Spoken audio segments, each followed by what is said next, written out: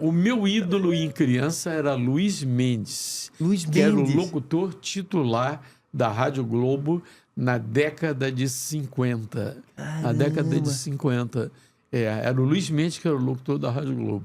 E você chegou a... Eu mandava cartinha para ele, depois ele veio trabalhar comigo. Eu ia te perguntar, Luiz Mendes depois foi comentarista de futebol, foi. né? claro. E eu o levei para a Rádio Nacional em 77, quando eu montei uma equipe lá com o Apolinho, com o Denis Menezes, com o Sérgio Moraes, com uma equipe nova, Januário de Oliveira, já estava lá. E Zé, você com 14 anos, você começou você Eu estudava já no comandava um programa de... Não, de não rádio? comandava, não.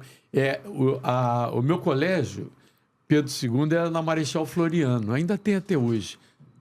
Um colégio inaugurado em 1837, quer dizer, no tempo do Império. E aí, eu gostava tanto de rádio, eu procurava saber onde é que tem programa de estudante e tal. Na Rádio Nacional tinha um programa Clube Juvenil Todd, toda quinta-feira, 4h30 da tarde, apresentado pela professora Maria de Lourdes Alves, que era uma professora do ensino público, e ela reunia jovens, tipo assim, Sérgio Murilo, era o cantor da Jovem Guarda, começou comigo ali, ele faleceu morando nos Estados Unidos. Roberto Salvador, que ainda está aí fazendo história do rádio e tal. Graciete Santana era humorista. Então tinha um monte de profissionais, tudo com 14, 15 anos. Aí eu ia para lá e lia texto do Todd, juntamente com locutores, era o Hamilton Frazão e Meira Filho, 2 baita locutores da Rádio Nacional. E eu era o locutor juvenil e, ao mesmo tempo, ela comandava um programa na Rádio Roquete Pinto, que era na Avenida Almirante Barroso, no antigo edifício Andorinhas. Era a rádio, na época era da prefeitura, hoje é do Estado. De programa de estudante também. Aí, de repente, eu virei 14, 15 anos. Eu larguei os 15 porque eu me transformei em profissional, trabalhando na Continental, na Metropolitana. O Celso Garcia, que foi que... O Celso, meu pai era chefe da contabilidade da Continental. O Celso que te deu a primeira oportunidade, então. Foi. E o pai, esse cara, o Celso é demais, Levou né? o Porque Zico. levou o Zico e levou você. Não, ele pegava o Fusca na rádio. Uma vez eu fui com ele. Aí a gente passava no colégio Rivadavia, ali na Presidente Vargas, pegava o Galo e levava o Galo para a Gávea para treinar. Eu fui uma vez só com ele. Galo magrinho, cabelinho todo arrepiadinho, lourinho e tal.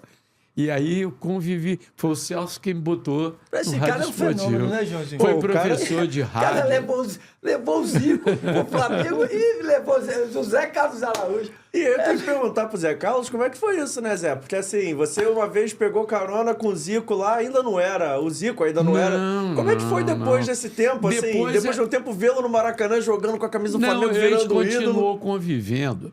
Até porque quando o Galo começou no juvenil do Flamengo, a dona Matilde, eu narrava jogos dos juvenis.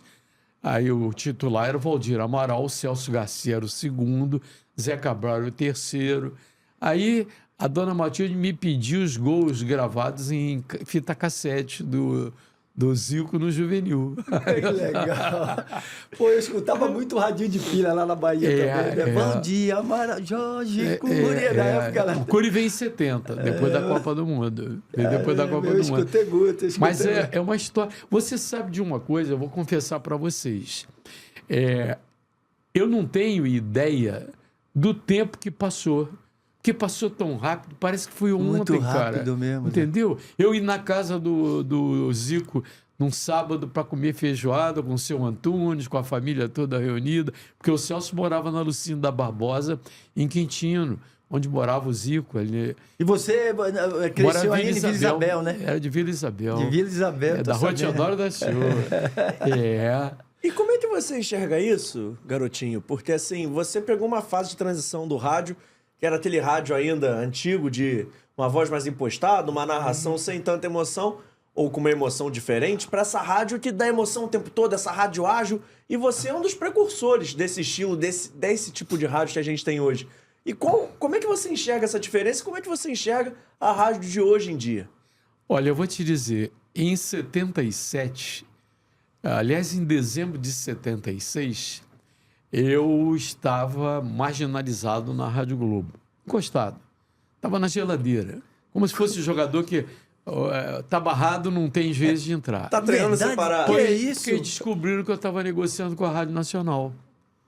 Entende? Aí me afastaram. Aí eu fui para a justiça brigar, pedir demissão, porque não queriam me deixar sair. Quer dizer, você não podia ser impedido de trabalhar e nem trabalhava em casa, nem podia ir para outra casa. pelo amor de Aí eu Deus. fui o primeiro a pedir demissão da Rádio Globo. Fui para a Rádio Nacional. Levou o quê? Uns 3 meses para desengomar. Eu fiquei 3 meses desempregado, sem receber salário, cara. Apertado, Caramba. duro, quebrado completamente. Mas aí eu já era na Rádio Globo contato de publicidade. Então, eu fui contato da Globo 10 anos. Então, aprendi a conviver com agências. Eu fui eleito contato do ano em 69 e 70, votação dos mídias de agência. Então, eu tinha trânsito livre em tudo quanto era agência. Quando eu fui para a Rádio Nacional, eu já fui com todo o futebol vendido. Vendido. Isso aí o Valdir tinha medo de concorrência. Eu tenho uma... depois ele ficou sem falar comigo, brigado comigo mesmo. Aí depois a gente fez as pazes, porque ele viu que, pô, quando eu precisei alugar uma sala, o meu gerente chegou, pô, só tem uma sala boa que é do Valdir Amaral. Você acha que vale a pena? Eu digo, claro. Ah, mas ele não fala com você. Não tem nada a ver. Vamos alugar a sala do Valdir. Aí alugamos a sala do Valdir, aí ele virou meu amigo. Quando ele faleceu, infelizmente, a diretoria da Rádio Globo, que tinha mudado várias vezes, não tinha ideia do que representava o Valdir Amaral para a história da Rádio Globo e do Rádio Brasileiro. Eu providenciei com Jorginho Abicalil, que era o maior jinglista do Brasil naquela época, vinheta para a missa toda ser musicada. O Formiga, nosso técnico, Zé Cláudio Barbedo, deu toda a estrutura para eu montar. Nós pagamos a missa do Valdir na Igreja da Glória, entende? Então, a família ficou reconhecida e eu acabei comprando a sala que era do Valdir Amaral, no edifício São Luís, que é meu escritório até hoje. Muito legal. Exatamente, das filhas dele, herdeiras. Mas essa briga toda foi só porque o Valdir gostava de se juntar aos melhores. Mas ele tinha muito receio, porque ele era afilhado do Dr. Roberto Marinho de casamento. Então era um cara que tinha trânsito com o patrão.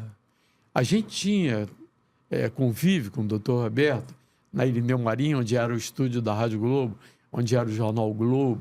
Então a gente convivia sempre. E eu via e vejo até hoje o Valdir Amaral, o cara que mais revolucionou o rádio esportivo. Só que o rádio foi se transformando. Hoje, vou dar um pulo de lá para cá. Hoje o rádio é ouvido aqui no celular. Não é no velho aparelho de rádio que você sintonizava onda curta, onda média de noite vazando o Brasil inteiro. A Rádio Globo arrastava o Brasil inteiro. Norte e Nordeste era lá demais. Na Bahia... Eu transmiti jogo na Fonte Nova, em que o meu apito de transmissão dava eco. Os caras com aqueles Transglobo grande levando para o estádio. É verdade que você leva... Fala, meus amigos, aqui é o Bebeto. Quero pedir para vocês se inscreverem em meu canal no YouTube. Bebeto 7. Não deixe de se inscrever não, hein? Valeu? Um abraço.